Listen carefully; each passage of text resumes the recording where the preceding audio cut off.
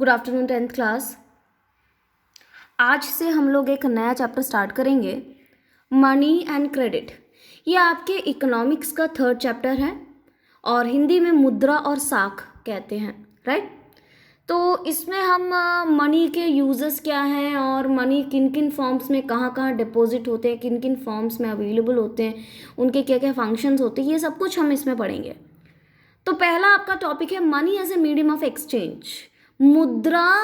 मुद्रा विनिमय का एक माध्यम। मुद्रा क्या होता है? मनी, जो पैसे आपके पास कैश होते हैं। और ये क्या होता है? पैसे, ये डेफिनेटली विनिमय यानी कि एक्सचेंज का मीडियम है ना। आप दुकान में जाते हैं, आपको कोई चीज़ चाहिए होती है, आप वो उस चीज़ के बदले उसको क्या एक्सचेंज करके देते हो? पैसे देते हो ना, मनी देते हो। तो वो एक एक्सचेंज का मीडियम होता है। Goods are brought and sold with the use of money. आप पैसों से कोई भी सामान को खरीद या बेच सकते हो। Sometimes services are exchanged with the money. कभी कभी मनी दोगे तो आपको बदले में क्या मिलता? सर्विसेज। फॉर एग्जाम्पल, सपोज आपके घर का जो है नल खराब हो गया, तो डेफिनेटली आप किसे बुलाओगे? प्लम्बर को बुलाओगे। प्लम्बर आएगा और प्लम्बर आपको कुछ दे के नहीं जाएगा, वो अपनी सर्विस प्रोवाइड करेगा, यानी कि वो आपके टूटे हुए नल को सही कर देगा। बदले में आप उसे क्या दोगे? कैश। तो यहाँ पे क्या मिल रहा है आपको? एक्सचेंज में, मनी के एक्सचेंज में क्या मिलता है? सर्विसेज भी मिलता है, राइट। फॉर एग्जाम्पल एजुकेशन, आप फी पे करते हो, एजुकेशन टीचर्स आपको पढ़ाते हैं, तो वो क्या है? सर्विस है। ओके, सर्विस सेक्टर के बारे में आप पढ़ भी चुके हैं पहले। A person having money can exchange it for any commodity और सर्विस। तो एक आदमी जिनके पास पैसा है वो किसी भी चीज़ या कोई भी सर्विस जो है मनी के उस पर एक्सचेंज कर सकता है। लेकिन पहले, बहुत पहले क्या होता था? बार्टर सिस्टम प्रेवेलेंट था, जिसको हम वस्तु विनिमय कहते हैं, राइट। तो एक चीज़, मान लो किसी बंदे को एक चीज़ चाहिए, वो दूसरे बंदे को वो चीज़ देके उससे कोई दूसरी चीज़ लेता है। तो एक चीज़ के बदले दूसरी चीज़ जब लेता है, मनी का यूज़ किए बिना एक गुड्स को एक्सचेंज करते हैं, when person exchange goods for goods, that is called barter system, वस्तु विनिमय। When a person desire to sell the exactly what the other wishes to buy, this is called double coincidence of want. तो double coin, ये barter system, money क्यों आया? Money इसलिए आया क्योंकि barter system बहुत ज़्यादा मुश्किल है, ठीक है। तो बार्टर सिस्टम क्यों मुश्किल है? अब उसमें डबल कोइंसिडेंस ऑफ वांट्स की ज़रूरत होती है, आवश्यकता का दोहरा संयोग। फॉर एग्जाम्पल, आपके टेक्स्ट बुक में एक एग्जाम्पल दिया हुआ है कि एक बंदा जो है शूज़ बेच रहा है और उसने शूज़ बनाए और उसको क्या चाहिए? गेहूँ चाहिए, वीट चाहिए। तो अब उसको मार्केट में उस बंदे को ढूंढना पड़ेगा जो गेहूँ बेच रहा है। पहली मांग क्या है? जो उसको जो चाहिए वो उसे चाहिए, जो वो बेच रहा होगा दूसरा बंदा। पहले उसे क्या ढूंढना पड़ेगा? एक ऐसा व्यक्ति जो गेहूं बेच रहा होगा। दूसरा उसे क्या देखना पड़ेगा? एक ऐसा गेहूं बेचने वाला व्यक्ति उसे देखना होगा जिसको शूज की जरूरत है, राइट। तो ये दो चीजें हो गई, डबल कोइंसिडेंस ऑफ वांट। दो मांगे हैं, एक तो जो चीज़ उसे चाहिए वो सामने वाला बंदा बेच रहा, प्लस उसको एक्सचेंज में वही चीज़ चाहिए हो जो उसने बनाया। तो यानी कि जूते वाले को ये ढूंढना पड़ेगा कि कौन बंदा है जो गेहूं बेच रहा और जिसको शू की ज़रूरत हो, तो वो उसी के साथ जाएगा। इस चीज़ को कहते हैं डबल कोइंसिडेंस ऑफ वांट, आवश्यकता का दोहरा संयोग। और ये बार्टर सिस्टम में बहुत ज़्यादा इम्पॉर्टेंट फीचर होता है और ये हमेशा कारगर नहीं होता। कई बार मान लो अगर सिर्फ बार्टर सिस्टम से ही चीज़ें हमें बेचनी खरीदनी पड़ेगी तो हमें लोगों को ढूंढना पड़ेगा डबल कोइंसिडेंस ऑफ वांट्स की वजह से, तो ये दिक्कत हो जाएगी। इसलिए बाद में मनी ट्रांजैक्शन में आया। But if you are using money then there is no need of double coincidence of want. और जब आप पैसे यूज़ कर रहे हो तो आपको डबल कोइंसिडेंस ऑफ वांट्स की ज़रूरत ही नहीं, क्योंकि आप कैश दे के कुछ भी ले सकते हो। Since money act as an intermediate in the exchange process, it is called medium of exchange. तो इस एक्सचेंज प्रोसेस में मीडियम क्या है? कैश या मनी होता है, इसलिए इसको मीडियम ऑफ एक्सचेंज भी कहते हैं। नेक्स्ट है मॉडर्न फॉर्म्स ऑफ मनी। आज के टाइम पे क्या क्या तरीके हैं पैसों के। In the very very early ages Indians used grains and cattles as money. पुराने टाइम पे लोग मीडियम ऑफ एक्सचेंज को ग्रेन्स अनाज के रूप में या कैटल्स जो गाय स्पेशली गाय के रूप में वो करते थे, जो कैटल्स होते थे उसके में वो एक्सचेंज करते, वो देते थे और बदले में कुछ लेते थे। तो मीडियम ऑफ एक्सचेंज ग्रेन्स अनाज या कैटल्स होते थे। Then came metallic coins of gold silver copper etcetera. फिर बड़ी बड़े महाजनपद के बाद बड़े बड़े किंगडम्स आने लगे, तो अलग अलग राजा जो हैं कॉइन्स इशू करते हैं, जैसे कि गोल्ड के, सिल्वर के, कॉपर के कॉइन्स, पंचमार्क कॉइन्स इशू करते हैं। बाद में मेटालिक कॉइन्स आने लगे। आज के टाइम पे क्या चल रहा है? करेंसी, ठीक है, कैश जो हम यूज करते हैं उसे क्या कहते हैं? Currency. Modern forms of money include currency, paper notes and coins. तो मॉडर्न फॉर्म्स ऑफ मनी क्या होता है? वो दो तरह के होते हैं, एक तो पेपर नोट्स होता है, ठीक है, पेपर के नोट, और दूसरे कॉइन्स। तो ये जो कॉइन्स होते हैं पहले के टाइम पे गोल्ड सिल्वर कॉपर से होते हैं, उसकी वैल्यू होती थी। अभी के कॉइन्स क्या गोल्ड सिल्वर से बने होते हैं? नहीं। फिर उसको वैल्यू कैसे होते हैं? वो एक सिंपल मेटल से बना होता है कॉइन्स, और उसकी वैल्यू फिर कैसे होती है? Currency is authorised by the government of the country which gives its value. तो चूंकि वो जो करेंसी है वो हर कोई नहीं बना सकता, सिर्फ गवर्नमेंट बनाती है, और वो उस पर अपना जो है मुहर लगाती है, वो उस चीज़ को क्या करती है? वैल्यू करती है, ठीक है, उसको वैल्यू देती है। अगर 1 रुपये का कॉइन है तो उसका वैल्यू क्या है? 1 रुपये। 1 रुपये की जो भी चीज़ होगी वो आपको एक्सचेंज में आप ले सकते हो। लॉ ऐसा बना हुआ है कि कोई भी व्यक्ति जो करेंसी है उसको मना नहीं कर सकता एक्सचेंज के लिए हमारे इंडिया में।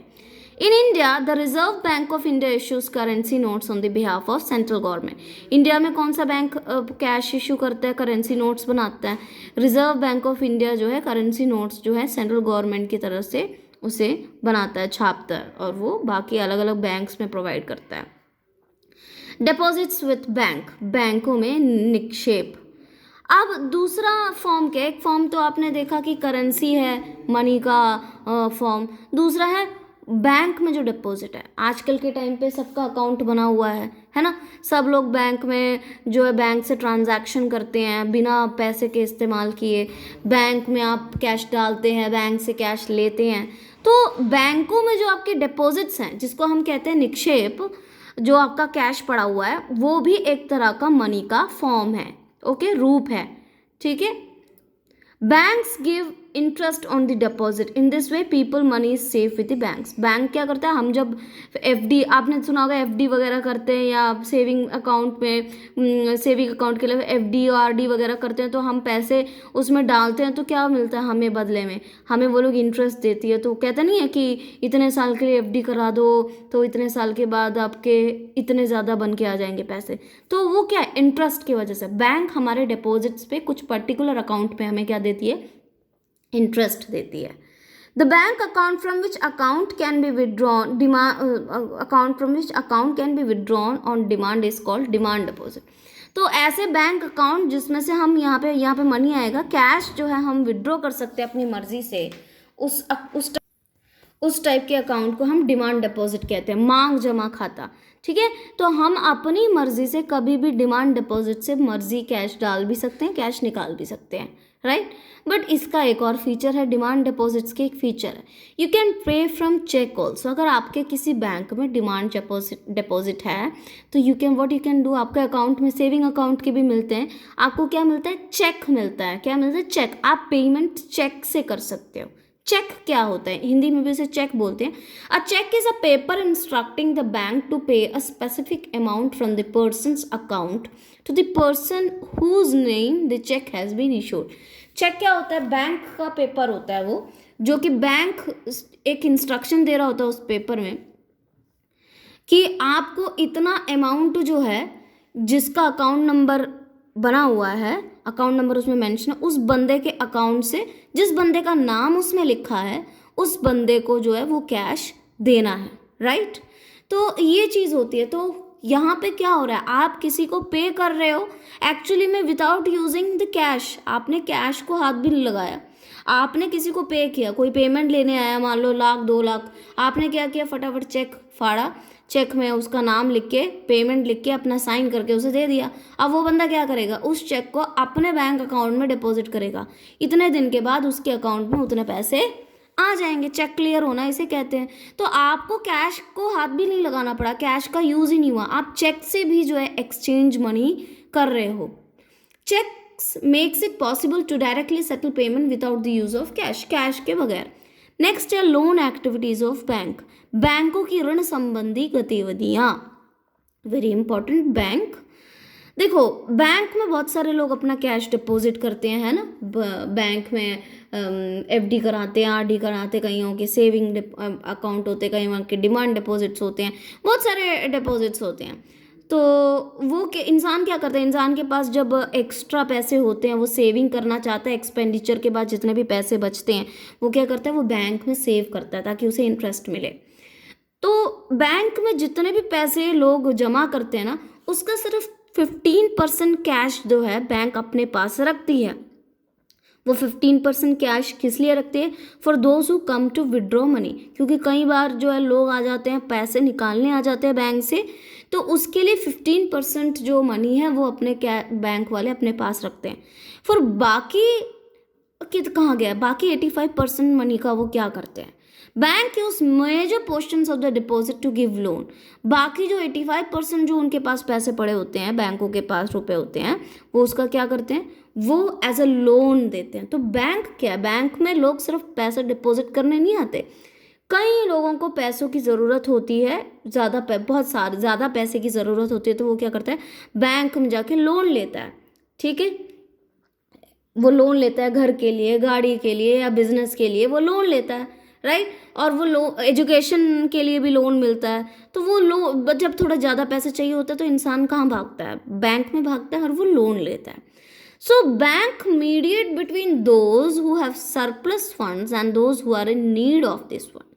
तो बैंक एक मीडिएटर का काम करती है, जिनके पास सरप्लस फंड है, सरप्लस फंड का मतलब अधिशेष पैसे हैं जो कि वहाँ पे डिमांड डिपॉजिट करते हैं, और those who are in need of fund, जिनको पैसे की ज़रूरत है, जिनके पास ज़्यादा पैसे हैं और जिनको पैसों की ज़रूरत है, उन दोनों के बीच में मीडिएटर का काम कौन कर रहा है, बैंक। ओके, नेक्स्ट आप देखो, अब बैंक को की कमाई कैसे होती है, बैंक को पैसे कैसे मिलते हैं, ज़रा ये देखते हैं। देखो, मैंने अभी आपको स्टार्टिंग में बोला था कि जब हम अपने बैंक में एफडी आरडी वगैरह कराते हैं उस पर हमें इंटरेस्ट मिलता है, बैंक देती है, बैंक का पैसा जा रहा है। लेकिन मैंने ये भी बोला कि लोगों को वो लोन देती है, ज़्यादा पैसे लोन देती है, लोन देती है तो वो इंटरेस्ट लेती है। आपको देखा होगा लोन, हमने मान लो हमने 2 लाख रुपए बैंक से पैसे लिए, 10 लाख रुपए सपोज लिए, तो सिर्फ 10 लाख वो नहीं लेता, उसको हर महीने 10 लाख पे इतना इंटरेस्ट 8%, 10% इंटरेस्ट लेता है, इंटरेस्ट के साथ हमें जमा करना होता है। तो हम उसे एक्स्ट्रा पैसे ले रहे हैं ना, हमने जितना लोन लिया उससे एक्स्ट्रा पैसे इंटरेस्ट जमा करके हम उसे दे रहे हैं, तो उनकी कमाई एक्स्ट्रा हो रही है ना। मान लो 10 लाख लोन लिए, पूरा इंटरेस्ट जमा करके 5-6 साल में उसको जो है 15 लाख के आसपास मिल गया इंटरेस्ट जमा करके, तो 5 लाख रुपीज़ उसे एक्स्ट्रा उसको फ़ायदा हो गया ना बैंक को। तो कुछ जो है वो इंटरेस्ट देती है डिपॉजिटर को, जो डिपॉजिट एफडी वगैरह है। तो हमेशा जो डिपॉजिटर का जो इंटरेस्ट होता है, जितना वो डिपॉजिट वाले लोगों को जो है सिर्फ जो वो इंटरेस्ट देती है वो हमेशा कम होता है, कितना, जो वो लोन पे इंटरेस्ट लेती है। बैंक जितना इंटरेस्ट देती है वो छोटा होता है, वो कम होता है कंपेयर टू वो जितना इंटरेस्ट लेती है। तो ऑब्वियस सी बात है, उन दोनों के बीच का डिफरेंस, यानी कि इंटरेस्ट उन्होंने लोन पे जो लिया और इंटरेस्ट उन्हें जो लोगों को डिपॉजिट पे देना पड़ा, उन दोनों के डिफरेंस बेसिकली क्या होगा, that is a main income for bank. Bank के लिए जो वो है वो मेन इनकम होता है, वो उनका प्रॉफिट होता है, राइट।